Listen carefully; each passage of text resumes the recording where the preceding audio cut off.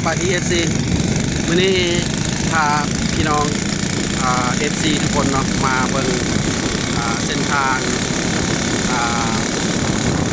แต่ดงใต้เนาะพี่น้องเนาะแต่ดงใต้นาค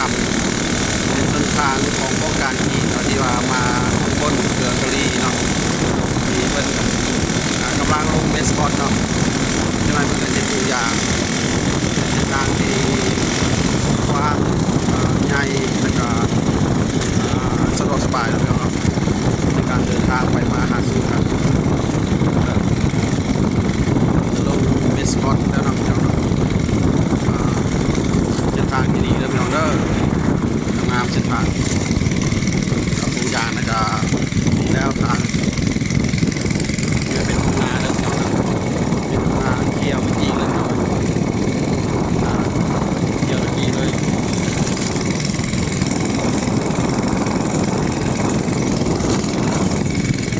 นาสองข้างครับพี่น้องเด้อสองข้างทางนาเข้าเส้นนี้จะขึ้นกับน้องบกพี่น้องเลยขึ้นกับน้องบกเป็นกำมวลนะครับเป็นบ่อเกลือที่บ่อเกลือกะหรี่ที่ใหญ่ที่สุด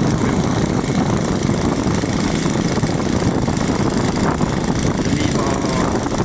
ใต้นะครับน้ำปลาตามบ่อเกลือกำมวลบ่อน้ำลายน้อยนี่ก็เป็นบรรยากาศส่วนยามแรงพี่น้องยามแรงตะเวนใกล้จะตกดินแล้วพี่น้องอากาศเย็นๆพอดีอยู่พี่น้องเพราะฮ้อน